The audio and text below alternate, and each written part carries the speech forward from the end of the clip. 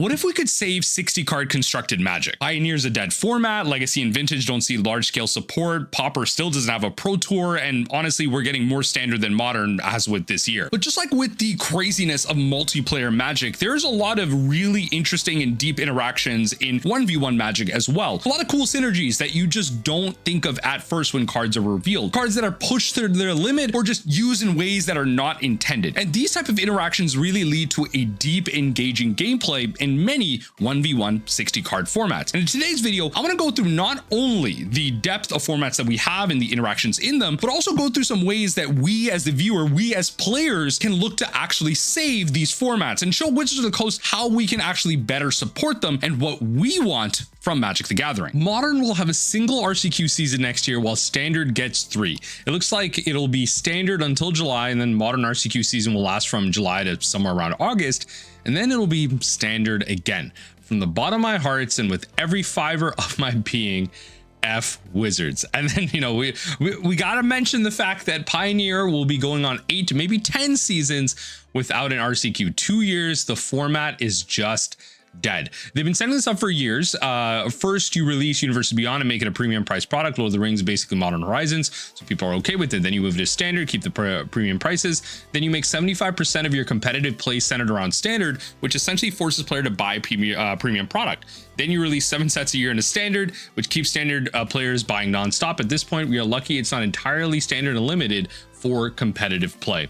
And that's actually fair. That's actually a pretty fair assessment of the pipeline itself. I should actually probably upvote this because honestly, it's upsetting to see the state at which all of these other formats have gone to. It used to be at some point that yes, Universes Beyond was only kind of Commander product. You would see it in the Eternal formats, the Pauper players a little bit, and the Legacy Vintage players were just upset that they were getting Commander product in their format. And to be fair, that's been happening for years. We see plenty of quote unquote Commander staples that have entered the format and have made so many changes, so many metagame shifts alongside of it. And so we now see that kind of in that next step with the modern format, with the Assassin's Creed set, with Lord of the Rings. We see these sets that are modern forward, act as a Modern Horizons set, and then honestly Pioneer and Standard were the last bastions of what a lot of people would consider true Magic, places where Universes Beyond didn't exist. Now past that, Modern is one of the more popular 60 card constructed formats. Should I start calling it 75? By the way, I think a lot of you are right. You're correcting me in the comment sections, calling it like 75, which I think is like an interesting point, because you know, we call it like 99 or 100 card Magic when it comes to Commander because there's no sideboard. So of course we're going to call it 60 card Magic because we're not like really looking to reference the 75 or the 15 that is the sideboard. So is calling it 60 card Magic the tinfoil hat conspiracy of like naming our 1v1 constructed formats in a way that makes it more accessible to Commander players? Like, I'm just creating conspiracies for the sake of it. But regardless, it's unfortunate to see these shifts with now Universes Beyond being Standard and Pioneer. And of course they're going to have to push it, because to play Standard and have these sets rotate out, to be current, you have to be with these sets that are coming out. It's not going to be necessarily true that if you play Pioneer, you're going to be having to play with some of these in-universe or Universes Beyond cards, because it's going to be an older format. They may not have those effects. And we see kind of niche areas where these effects happen, but it's not widespread. My favorite example, as with the gameplay on this channel, is going to be the Pioneer Scape Shift Lumra combo, which plays Wandering Minstrel, the kind of 8th copy, or like the copies 5 through 8 of something like Spelunking, which allows your lands to enter untapped so that you can reanimate Lumra over and over again, mill yourself out, and you kind of get there to a win. So formats are being affected by Universes Beyond cards. It's just how powerful those cards are and how they affect Standard. And we see a lot of power as well in the in-universe set. So it's not to say that, you know, the in-universe sets aren't getting powered up. Look at Edge of Eternities, which has had a lot of crazy powerful cards affecting formats all throughout. Warp is a powerful mechanic. We see a lot of reduced cost cards, of course, seeing play. Just being a different version of Evoke and having powerful effects stapled onto them and just being able to cast them further down the line. If you print powerful warp cards, a reduced effect on a powerful, a reduced cost on a powerful effect, I should say, is always going to be something that people are going to try out. Hence Quantum Riddler and the affinity one that's escaping my mind right now. Someone in the comment section will let me know. But powerful things are happening all throughout So why don't we push these other formats? Because look, Pioneer has a lot going on. Standard has a lot going on. The gameplay is not really that great right now with VV likely being banned up until November. It's going to be a bit of a moot format, although there are kind of some cool things happening. I recently just shared to the Mill Discord a deck list that someone tweeted out about like Sultai Demir Mill Control deck list, which seems pretty good. You're playing Reality Fractured, 6 mana board wipes that mills your opponent. I'm going to be trying that out on Arena, by the way. But with that, we know that the gameplay is good in Modern, right? In the sense that, yes, a lot of people are frustrated with how fast Modern can be and how jarring it is. The amount of the interaction points that you have are very slim, and so you have to have the answer you need. And Modern's been like this, in my opinion, for actually a very long time. The answers don't really line up with a lot of the threats that you have, which is kind of where Legacy is, where Legacy for a very long time was where the answers were far superior from the threats. And so you had to jump through a lot more hoops to interact with your opponent. You had a lot more decision points, and Legacy, Vintage, and all that stuff has been relatively pretty interesting in how you get into it and the decks you pick and how you choose to stop your opponent from doing the busted thing. Modern had some changes over the years where the threats became the answers and all that type of stuff. Modern still, in many ways, in my opinion, that drags rates format that it's already been, but now it's easier to point to things like individual cards do a lot more powerful things. A lot of people still prefer that type of gameplay. Modern is still played to a many degree, and it deserves its RCQ slot. I mean, take a look at some of the interactions that you have in this format. There are so many cool ones across this. There's two that I'm going to name in this video specifically. First one is going to be like specifically with Psychic Frog. Psychic Frog does a lot of powerful things, just being like graveyard protection. So if you're in the Goryo's Vengeance deck specifically against maybe something like Surgical Extraction, you're going to be able to exile 3 cards from your graveyard and kind of save those. And then also it's a great way that Legacy players have pointed out specifically, which is why it's banned there, how you get cards from your hand into your graveyard. So if you were to draw your one of reanimation target or whatever it is, if you have a Psychic Frog art, which by the way is just a fantastic mid-range threat, being able to be evasive, get over top, draw you cards, you are going to be able to take those cards from your hand and put them in your graveyard. But what that also does is reduce your hand size. So with Psychic Frog out, something like Quantum Riddler is absolutely insane because you can discard bad cards to your Psychic Frog, get yourself to 1 card or 0, depending on how big you need to be. If you need to be getting past a flyer, such as an opposing Quantum Riddler, you just need to get bigger. Then you play Quantum Riddler and you draw some more cards. It's fantastic. And then on your upkeep, you pitch some more cards. Maybe you didn't use any because you didn't draw any good interactive cards that you can use on your opponent's turn. You pitch some more cards. Quantum Riddler is still on the battlefield. You then draw more cards. Of course, if you warped it in, it's not going to be there, but it's still fantastic if you're able to warp it in after the fact. Future copies of Quantum Riddler alongside Psychic Frog. It's really cool stuff. It's powerful. Unfortunately, for a lot of people, Psychic Frog tends to actually be a tough card to answer. Yes, you have like Fatal Pushes and traditional removal. The problem is you're in blue, so traditionally you're going to have Spell Pierces, Spell Snare is seeing a lot of play, more so now as well. A lot of really powerful 2 converted mana cost cards like Psychic Frog, like Goryo's Vengeance, like a Johnny, all that type of stuff in the format. And then also with Force of Negation, it's really hard to even interact with sorcery speed stuff. Even though now on the other side, you have like Emrakul the Promised Ends, which come out of the Eldrazi decks, which has protection from instants. So like in a weird way, there's like 2 opposing format like threats coming on that apply different types of pressures. Like obviously sorcery speed removal, not that great to begin with, but like if you want to shift into that to try and like beat the Eldrazi decks, which is what I've been thinking about in Mill for a very long time, because Emrakul the Promised End is like obviously a natural enemy to the deck. You're feeding the Delirium. You can play sorcery speed removal because in the blue decks that are naturally a prey to you, you're just going to lose even more. So regardless, Psychic Frog does a lot. It's a powerful threat in and of itself and really exacerbates that point of Modern having very few interaction points to which you can stop your opponent. Quantum Riddler just takes advantage of that even further with an active Psychic Frog out. The next interaction I want to talk about, a personal favorite of mine as a combo lover. If you take a look at the Simic Neoform deck, the way this deck works is specifically you're going to be pitching 2 green cards and playing something like an Allosaurus Rider for free. Not even something like, you are playing the Allosaurus Rider for free, removing 2 green cards from your hand. And then what you're going to do is you are going to either Eldritch Evolution the card or Neoform the card. Now, I will say ideally in different ways. So ideally you Neoform because that's like sooner, you're going to do that in turn 2, but Eldritch Evolution allows you to search for a card kind of up or down. So it is Eldritch Evolution allows you to look for the converted mana cost value X or less, whereas Neoform forces you to go to equal to +1. So if you were to Neoform an Allosaurus Rider, you have to get something that's 8 mana, so it has to be something like Gristlebrand. Whereas if you Eldritch Evolution your Allosaurus Rider, there are niche scenarios where you want to get a Hooting Mandrills, a Disciple of Freyalise, or something like that. Regardless, this deck does a lot of cool things. The key to this is that it's a deck that really relies on specific pieces. It's a combo deck, right? That you are trying to assemble some type of like extreme value win that your opponent can't come back from, or like a turn one, like an OTK right there. You can do that not through the Neoform, because you are getting your pieces once you assemble the kind of the Allosaurus Raptor. The Neoform is part of it.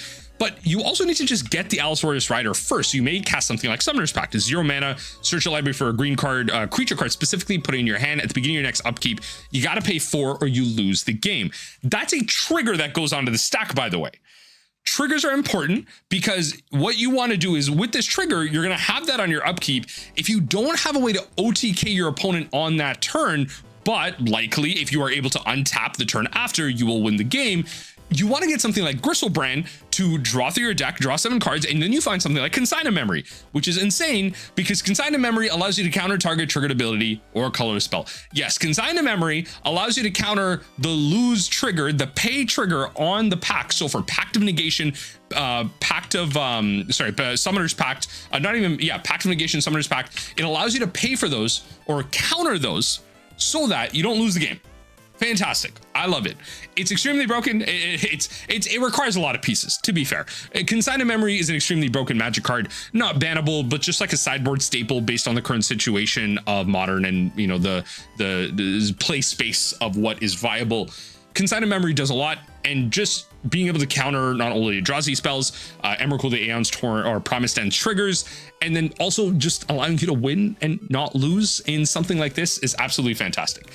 The cool things that you can do in these formats are well worth the time to learn. We saw with Pro Tour Edge of Eternities that even a combo deck, Belcher, was able to get to the top. The Dark Horse of Blue-Eye Control, able to get to the top as well. Obviously, that is more so not only pilot skill, but also in a field of a well-established metagame, you can build a control list well around what you expect, and so you're going to find success there. So of course, yeah, Control is going to be able to make a deep run alongside all that. Modern has a lot of really cool, not only interactions, decks to play, and we see that in tournaments time and time again.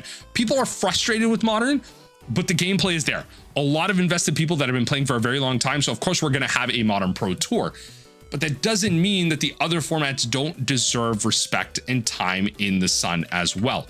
Right now, when it comes to number 3, I don't really have one, because my third point is that not only is Modern, does Modern have a lot of good interaction, does that format have a lot of variety in how you're able to interact with your opponent and the combos that you're able to use with yourself. But my point number 3 is that something like Pauper also deserves its time in the light. When you're talking about interaction in general, the gameplay in Pauper honestly is way better than Standard, way better than Pioneer, and sometimes even just better than Modern itself. If you have played Pauper to any singular degree, the only complaint I hear from people is the format is boring, because there hasn't been any changes in a while. You know why? Because the format is so diverse. Jund Wildfires, which is literally just a Modern Jund, one of the most highly interactive decks ever, is top of the format alongside a Blue Control Temple variant, alongside another Blue Control Temple variant in Fairies. You have 2 types of literally distinct types of burn at the top.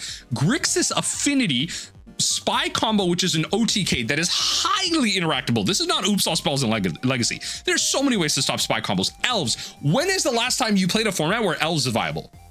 And don't lie to me. Nobody's allowed to say timeless in the comment section. Best of 1 timeless in the comment section down below, because I see y'all best of 1 timeless players on the ladder trying to poop on me with Elves. High Tide combo, a kind of Black Sack, which is functionally just Jund Wildfires, just like Dimir, or sorry, Golgari. And then you have big mana in Tron, Flicker variants, Gardens, which is kind of Avenging Hunters, a little bit of the initiative. Is it Terror, which is a variation on Blue Terror with just a little bit more removal in Skred, and Snowlands, Snow mana being viable because Skred is actually good. Esper Affinity, which I actually really want to explore because I didn't even realize this was like, we actually had 2 good affinity variants in the Pauper format. again, point number 3 is that yes, there are good interactions in Modern, but the best part about these interactions is the fact that better ones exist in other formats. Pauper doesn't get its time in the light either. We're talking about Modern, we're talking about Pioneer, we're talking about Standard. Pauper is an official format by Wizards of the Coast. It is not one that is held down by the reserve list necessarily at all. And so we are able to make Pauper Pro Tours, Pauper RCQs, Pauper Spotlight Series. We just don't, because ain't nobody want to play this, because people are like, oh, my LGS doesn't support Pauper. Go make an event for it, right? Like, go push for it. Be the community movement, the start of it at least, because so many people are playing online. The MTGO for it is super popular in terms of the challenges and the leagues themselves. You just get a lot of games, a lot of highly interactive Magic. And again, the staleness of this format is because there's no shakeups, because the format is great. Pauper has been great for a really, really long time. And I'm going to come to bat for it in this video as well. So look, give Pauper his time in the light here. 1v1 60 card constructed Magic. If you're going to bat for it, you got to show up for Pauper as well. Saffron Olive even recently tweeted out, I'm curious, if you're a legacy or vintage player, what does Wizards actually do for you at this point? Why doesn't the community take over the format, make its own ban list, allow some number of proxies, and go from here? And so this is where you come to the discussion of like fracturing of certain formats, where legacy and vintage has had to have a lot of like community led discussions and a lot of community movements to move forward. For example, here in Toronto, Ontario, shout out to Legacy of the North, which is a kind of website kind of movement of just Ontario here in Canada. It's kind of funny. It's Legacy of the North, but really only encompasses like 10 LGSs here in the Ontario area. It doesn't accompany any other of the provinces here, but it's a website and movement. Discord, it used to be a Facebook group until they got rid of like kind of bigger chats like that, where people post events, they go to events, they have like a combined series, and a lot of people know each other. They go to different events together. They go to these events through traveling, through shared pools and in cars, but also just they kind of mix and mingle into different LGSs. It creates a web where people get to go to these events. And obviously this is going to be like a big city type of thing. A lot of these players are in largely the Toronto area. Some of them are outside, but are able to also access vehicles and modes of transport that allowing them to go around. But community kind of movements like this are a big reason why Legacy is even able to thrive. A couple of these LGS events actually do allow full proxies, and a lot of them don't necessarily allow full proxies, but it's like the store owners aren't really going to care, because this isn't necessarily a event that they're putting up onto the companion app. They're just doing it for the community, and so the community itself just wants people to play. So they're like, yeah, you have a 75 proxies, great, just come chill. Right? Like, just come vibe. I just want to play. Like, if you have a tier 1 deck, great. I also have a tier 1 deck that maybe I bought into. I just want to jam games of Legacy, because if you go to somewhere like face-to-face games, like you go 4-0, it's like $10 or $15 or something to play some Legacy. You can win 75 bucks 4-0, right? Like, that's insane. That's so sweet. Like, you win like crazy good prize value. In my opinion, I think that's good value. I think that's good. If you're a really good Legacy player, you're going to be able to go there and win a lot of store credit. I think it's a really cool time to be able to go do that. And unfortunately, this is where you get this type of fracturing, where Saffron Olive is right. When you get this fracturing of Standard seeing a lot of primary support, and yeah, Modern does get some support, but like, what are the Pioneer players going to do? Not like there's a lot of high value in Pioneer, right? Like, at least with Legacy, you can move around some of your pieces, go into other things, and you just don't get an experience in Legacy that you get in any other format. And Vintage is kind of similar. Vintage crews are going to be a lot smaller, and a lot of Vintage events are going to be, if not full proxy, near full proxy. They're going to be like, a certain amount, maybe like 20 cards, 15 cards proxy, and that's all you need, honestly. Like, you spend the amount of like maybe a mid to low end Pioneer deck in terms of money getting the rest of it. You proxy out your power and your Force of Wills and your expensive stuff. All of a sudden you got a Vintage deck, right? Like, and then you go play these events. Honestly, like, Vintage is what I feel like the closest analog to like Modern, but it's like what Modern aspires to be, like a highly interactive drag race format with like exponentially more interaction points. That is my limited view of Vintage. I don't play it a lot. When I do, that's what it feels like. It feels like really fun, interactive Magic that's fast, but has a lot of decision points because of the kind of powerful spells and the free spells that you get in the format. And when you get that type of format that doesn't have the support due to the reserve list, you want community-led efforts to try and solve things. The problem is that with the recent kind of lack of support for Wizards of the Coast around Legacy and Vintage due to the lack of bans. They've talked about in recent ban ideas that they don't want to make too many changes with Legacy and Vintage. They don't want to disrupt pillars of the format. Cards that are around in Legacy and Vintage that are honestly just staples of the format that have been parts of the community for a very long time, ever since like Type 1 or whatever. These cards have been the defining, you know, stuff like Reanimate and Forcible and stuff like, and Daze. You're not banning these cards because they are pillars of that format. They're identifying factors of that format that lead to people wanting to play it. They're not going to ban these cards. And so, or they likely won't. And so that leads to some problems for some people, but it also means Wizards acknowledges some of this stuff. A lot of people have opinions that this shouldn't be the thing. We should be making more active bans, more active unbans, because they believe that certain cards are actually perfectly fine for the format. And they want a more kind of directed approach. They want a format panel, just like Pauper. And that's why I wanted to kind of bring up Pauper in many ways. Pauper is one that's directed by Gavin Verhey and the Pauper format panel, a big movement to even care about it. And we get individual articles for Pauper. We get videos for Pauper. Like the things that we get for the Pauper format, like a lot of people want to see for other formats. You just can't do that for everything.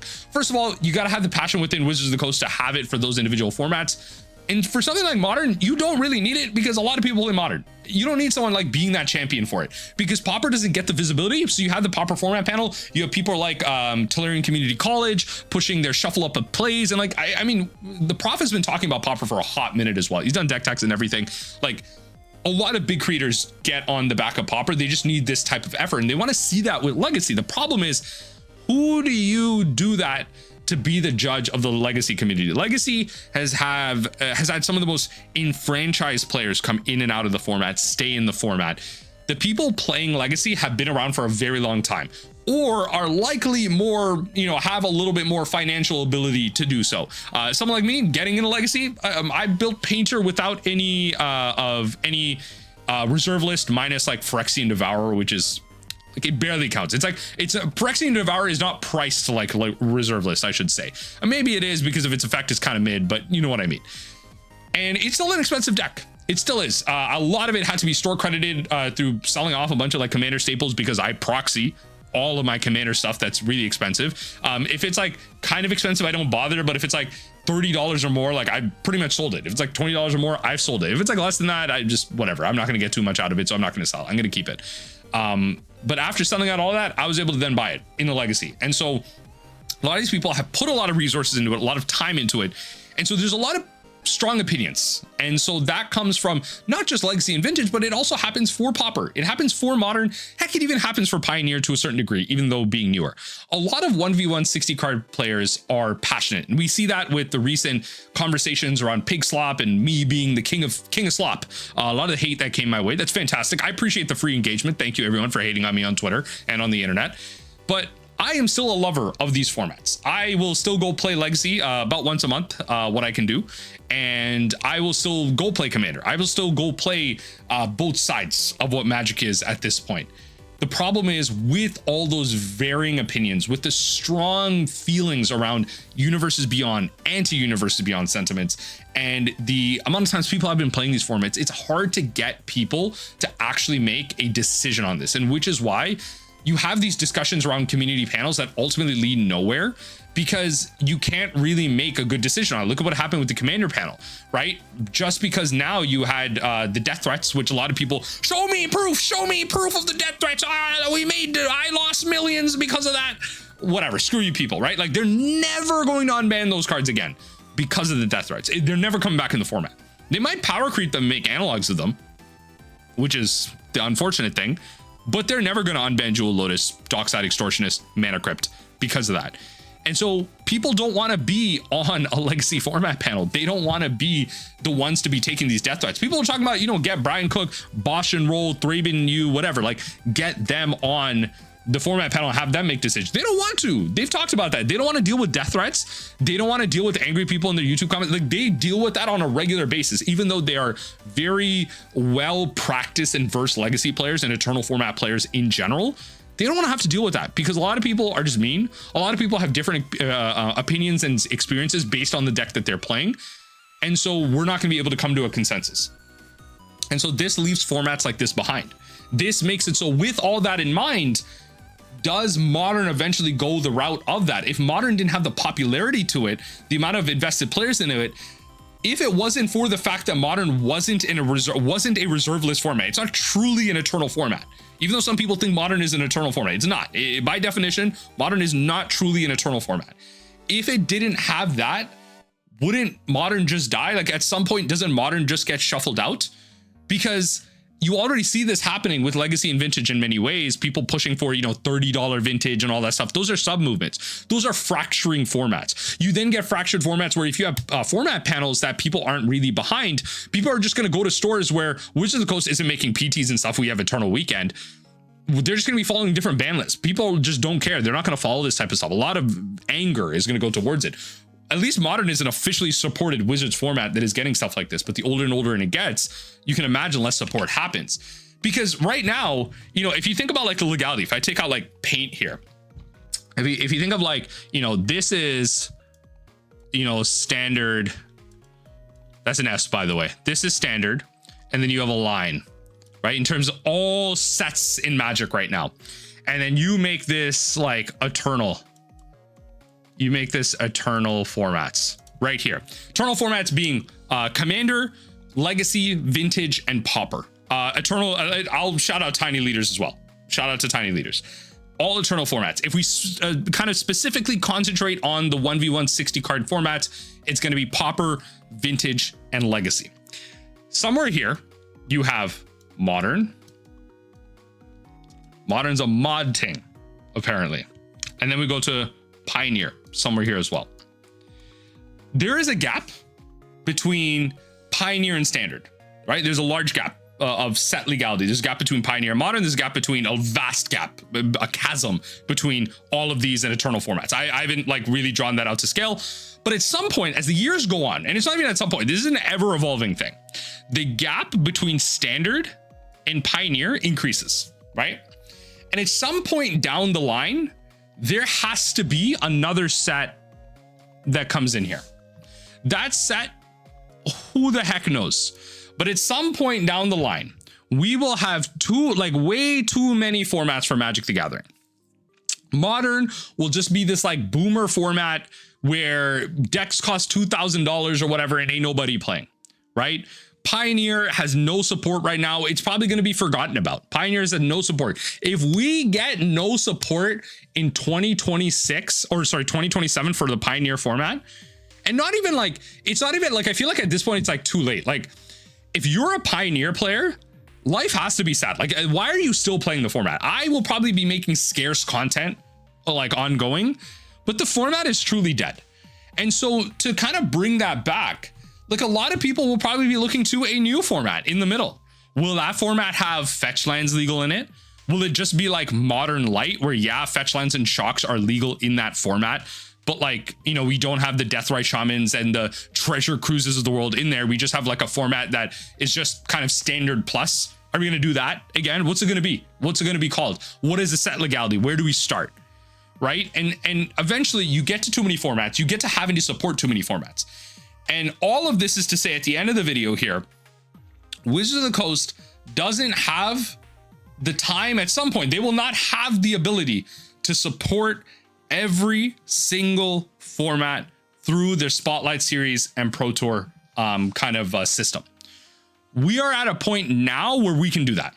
They have created Spotlight Series and Pro Tours and events all around every single standard set. With that in mind, we now show that we have the resources to kind of support that. The problem is once you then start having like one every single month, two every single month, it starts to get a little ridiculous. You're not going to have the attendance, the amount of profit you're gaining from all of this and the viewership and everything is going to hit a plateau. And then you're not going to be able to support all of these formats. We already cannot do that for varying reasons, which is probably a saving grace for Wizards of the Coast. They want to avoid the reserve list discussion. They also want to like pretty much indirectly avoid the secondary market discussion, which is why they don't print Mox Opal into standard for various reasons and or just kind of equivalent power stuff. They're not like Lotus Petal isn't reserve list. They're not printing Lotus Petal into standard. It is like a $40 card now, Canadian wise, or like something close. It's in a ridiculously expensive card. And so it's only going to increase from there. Are we going to make this new format, and how are we going to support it? Is it even going to get support? Is it going to die out like Pioneer? Are people going to continue to just play Modern because it is the oldest format we have, the closest thing we have to Legacy without being Legacy, while having decks that have a lot of power? Like, everything is in there. It is an eternal format that Wizards of the Coast can officially support without the reserve list. People will continue to play Modern because of that, and will they? Likely. But when this new format comes in eventually, where do we have the room for it? If we just keep pushing Standard, we don't push any Eternal format, and we push a little bit of Modern as well, we kick out Pioneer, will that format get support? And all the Pioneers that invested everything into there, will those cards not see any play anymore either? Right? Will those cards lose all the value in the world? Because a lot of people are probably, if not already, have sold out a Pioneer. I don't know. Because right now, competitive Magic is in a bad spot. And you know what? I try to acknowledge that, just not in a way that everyone wanted. And people got mad, right? Because like, they wanted me to call Commander players slop, or slop eaters and pigs. Commander players are not pigs. They're not slop eaters. They are not the thing to be upset with. The thing to be upset with is the fact of the recent video from Saffron Olive talking about how almost 100% of the pure profits that Wizards of the Coast makes, or Hasbro makes, sorry, is because of Wizards of the Coast. So because of that, Wizards of the Coast is forced to make decisions in design and structure of their competitive and non-competitive environments around just money making. Commander is the cash cow. The Commander players coming in and enjoying the game, it's not their fault. If you think it's slop, that's your problem. They are just here to enjoy the game the way Wizards of the Coast is pushing, right? We could do that in some way through 60 card constructed. The way you can do that is go to your Pioneer content creators, go to your Modern content creators, go to your, if you want to, Standard content creators, even though that's getting support, go to your Pauper content creators, go watch their content, go share their articles, go engage with their Patreons, go like, comment, and subscribe to their channels. Once you get visibility on that, once places like I've shouted them out before, but Mengu's Workshop doing like Pauper content, and a little bit of like some other stuff as well. The Shuffle Up and Play episodes from the professor going over 60 card constructed content. Heck, even just like the Moto content that's recycled and honestly just for boomers at this point. Like, who the hell is watching Moto content under the age of like 25? Ain't nobody doing that. It's not built for, like, Magic content right now is not built for like the Zoomers or the Gen Alphas. It's not built for them. Those are the people coming into the game. We don't need to be making content for like 30+ like me, right? As a 30-year-old, I don't want to see Moto gameplay anymore, and I still make it. Go engage with the content that you want and give critique on it. The minute we get more views on these videos than Game Nights or something like EDH Hijinks or like whatever of these other Commander channels that make great content, right? And you may hate them for varying reasons, but they get a lot of views. When you can get constructed content to get more views and more money that way, then Wizards of the Coast will shift their view. Speak money, speak the language of Hasbro and Wizards of the Coast. Give attention to your constructed players. Stop calling Commander players slop eaters. Stop calling them pigs. It's useless rhetoric. It is completely just not their fault at all, right? Let them be, because you, as the person engaging with it and calling them slop eaters, should be doing better to speak with those people, engage with those people, bring them into competitive Magic, because it's not to say that they don't want to play it. The Commander players yearn for competitive Magic. Look at what the hell CDH is. The most dysfunctional, useless format in Commander. And it's still fun. I still engage with CDH content, but it is so fundamentally flawed in so many ways. Commander as a format in general is so fundamentally flawed. Why is it still getting more views than anything? Why is it still getting more engagement than that? Commander players yearn through a dysfunctional system to play competitive Magic. Competitive Magic right now is a dysfunctional system. It is just the fact that all of you suck in the way that you talk to these people. Standard is getting all the support because of Universes Beyond. The formats we love are not getting the attention we need because we are not engaging with the language that Hasbro and Wizards speak. Speak money, engage with this content, buy these products that are specifically around constructed formats, ask for better promos, engage in your wallet and your money in specific ways. It's not just vote with your wallet and don't buy anything. That doesn't mean anything. Wizards of the Coast is going to be able to make money without you. If you leave Standard, if you leave as a constructed format to go play Fab, doesn't matter. You are useless to Wizards because you are a small blip in the machine. But if we can gather as a people and engage with the content creators, the articles, the things being made for our favorite way to play Magic, 1v1 60 card Magic, then we can show Wizards that we care about it. The minority that we are, I guess, in this player base, we can show Wizards of the Coast that we want them to continue to engage with these formats and engage with them in a variety, that we watch Pioneer, that we want a Pauper Pro Tour. We can show them that they want this. And even though it may not make them all the money in the world, we can see another group of people get excited, another wave of people coming in. Like, imagine the stores and the support that are going to come through for Pauper the minute they announce a Pauper Pro Tour. Just imagine that. Imagine the amount of people buying in a Pauper. And yeah, prices are going to go up. That is just going to be the natural thing. Like Lotus Petal is going to skyrocket in value. Like, all these cards are going to become expensive, sure. But then we're going to get some reprints. They're commons. They're commons. You're not going to reprint some of these, right? Some of these are going to have a harder time reprinting, but some of them aren't. We're going to get reprints.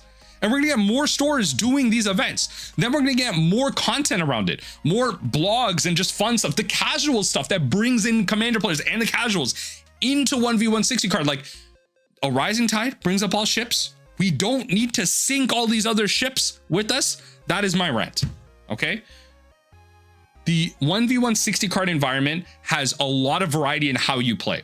We have a limited time before we get into all these other formats and it becomes even more skewed and we lose support with the formats we have.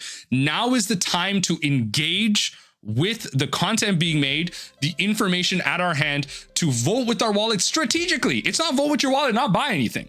That's useless. Wizards of the Coast is going to be able to make more money than to make up for the loss of you leaving with Commander players buying product. So if the money's being made anyway, if you're passionate about Magic the Gathering, engage with it in the way that you want, and we can make a positive change for 60 card Magic. And that is what I want from all y'all constructed players. We can make a change. We can do something about the lack of support for the formats that we like, and we can be the ones to be better for it. Is that such a bad thing?